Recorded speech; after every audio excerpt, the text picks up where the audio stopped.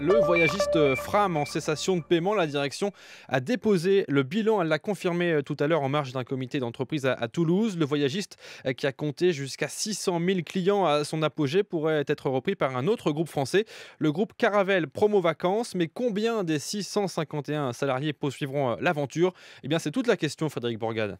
La réunion a duré environ 3 heures en l'absence des deux principaux actionnaires. Et à la sortie, les salariés ont une seule certitude, Fram est bien en cessation de paiement et le dépôt de bilan est inévitable. Mais les syndicats ont également des questions. Qui va payer par exemple les salaires à venir? Et quid du repreneur Caravelle? La direction n'en a pas dit un mot aujourd'hui, affirme la CFDT. Sa représentante, Touria Ferchichi, songe surtout à l'avenir des salariés. Nous espérons pour les salariés une reprise avec un maximum d'emplois sauvegardés. La plupart des salariés, en 20 ans, en 25 ans de boîte, et puis quand bien même s'ils en avaient moins, c'est leur emploi, c'est beaucoup de couples qui travaillent chez Fram, comme je disais. Beaucoup d'inquiétude, bien sûr. Beaucoup d'amertume, bien sûr, parce que c'est une famille, hein, Fram, quand même, avant tout. Donc, beaucoup d'amertume, effectivement. La crise n'est pas la seule excuse, hein. Chez nous, nous avons un contexte particulier qui est la famille. Ce qui m'intéresse, moi, c'est un maximum d'infos pour les salariés et pas de fausses infos. Un autre CE est prévu pour les filiales du groupe. 660 emplois sont menacés et toujours dans l'incertitude. Toulouse, Frédéric Bourgade, France Info. Et avec nous dans le studio de France Info ce soir, Jean-Pierre Mas, bonsoir. Bonsoir. Vous présidez le syndicat national des agences de voyage. Fram qui dépose le bilan, c'est quand même tout un symbole. Qu'est-ce qui explique que Fram soit tombé si bas? C'est une société qui a eu deux phases essentielles. Qu'une phase de développement, c'est une société qui a 68 ans. Phase de développement, puis une phase de flamboyance, en quelque sorte, des résultats de très bonne qualité. Et ensuite, c'est une société qui n'a pas évolué, qui n'a pas vu que le monde évoluait autour d'elle. Et cette absence d'évolution s'est peut-être faite à cause de certitudes qui imprégnaient les dirigeants et également en raison du conflit qui les opposait. Ça, c'est le premier point. Ça a été déterminant. Ils n'ont pas vu arriver Internet et ils ne se sont pas adaptés. Aujourd'hui, 5% des ventes sur Internet, c'est trop faible. Ils n'ont pas vu l'évolution des demandes des consommateurs et ils ne se sont pas adaptés. Et puis, il y a eu le dernier coup, qui est le coup du printemps arabe, sur les destinations majeures de Fram, Tunisie, Égypte, Maroc. Comment on explique qu'un tel géant du secteur n'ait pas vu venir ce virage de l'Internet? Ça s'est quand même pas fait du jour au lendemain. C'est le problème des certitudes, c'est le problème de l'absence de prise de décision et des paralysies liées au conflit interne de la société, des conflits familiaux. Est-ce que ce phénomène pourrait toucher d'autres voyagistes qui ont aussi pris du retard éventuellement sur les nouveaux acteurs du voyage en ligne notamment? Le marché est très compliqué.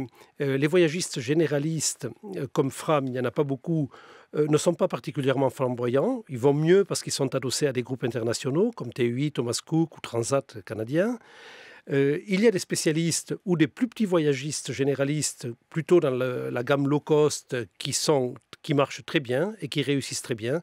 On ne peut pas dire que c'est le marché des voyagistes et encore moins le marché des agences de voyage qui est atteint. Il y a 1 milliard de touristes dans le monde en 2015.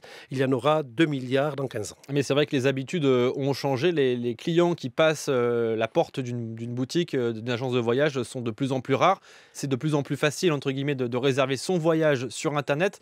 Comment on s'adapte? Comment s'adaptent les voyagistes? Les agences de voyage et les voyagistes s'adaptent en étant à la fois présents sur Internet et présents physiquement. L'opposition entre la vieille économie et la nouvelle économie est une opposition complètement dépassée. Il faut faire les deux. Il faut faire les deux. Et d'ailleurs, les acteurs du net n'ont qu'une envie, et c'est le cas de Caravelle Promo Vacances, c'est d'avoir des points de vente physiques pour pouvoir allier la réassurance et la proximité d'un point de vente physique et la disponibilité permanente du net. Il faut se positionner aussi sur des niches qui ne sont pas encore exploitées. Il y a également des agents de voyage qui réussissent parce qu'ils sont sur des niches, mais on ne peut pas dire que tout le monde va s'orienter sur des niches parce que les niches vont devenir la généralité, ce ne sont plus des niches. Je veux dire, il faut se démarquer, il faut proposer des services peut-être supplémentaires que ce que faisait une agence de voyage il y a encore 20 ou 30 ans. Il faut qu'une agence de voyage soit disponible tout le temps, y compris la nuit, y compris le week-end. Ça, c'est le net, c'est la demande. Aujourd'hui, on attend une réponse immédiate. On ne peut pas attendre 3 jours pour avoir une réponse. Et ensuite, il y a l'axe de la spécialisation et surtout l'axe de la compétence qui est extrêmement important. clients. Les clients veulent être rassurés et veulent avoir une information complète et de qualité. Mais c'est quand même un sacré défi quand on voit ce qui arrive à Fram. On voit qu'une société si importante que celle-là, dans l'histoire en tout cas du voyage à la française, on va dire, peut s'effondrer comme ça en quelques années. C'est un super défi pour la profession. Je crois qu'il y a beaucoup de fragilité et beaucoup de risques dans la profession, mais on a la chance d'être sur un secteur d'activité qui est en forte évolution. On n'est pas sur un secteur d'activité qui est en régression ou en récession. On n'est pas du tout dans la situation des photographes ou des disquaires à l'arrivée du numérique. Mais en revanche, il y a une nécessité d'adaptation. Cette adaptation, Fram n'a pas su, n'a pas voulu ou n'a pas pu la faire. Il avait les moyens de le faire, ils avaient les moyens économiques de le faire.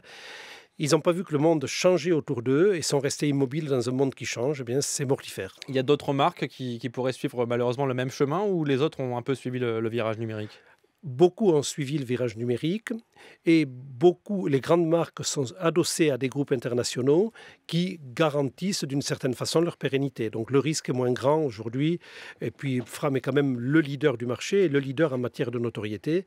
C'est donc un choc très fort pour la profession, mais je ne crois pas que ça crée un cataclysme. Jean-Pierre Mas, je voudrais juste qu'on dise un mot des 300 000 clients encore que compte la Fram aujourd'hui. Il se passe quoi pour ceux qui ont réservé un voyage tout récemment? Il y a deux catégories de clients. Il y a ceux qui sont déjà en vacances. Leur retour sera assuré à la date prévue, bien évidemment. Ils auront les vacances jusqu'au bout. S'ils étaient pris en otage par des hôteliers qui leur demandent de repayer le séjour, ils seraient remboursés à leur retour.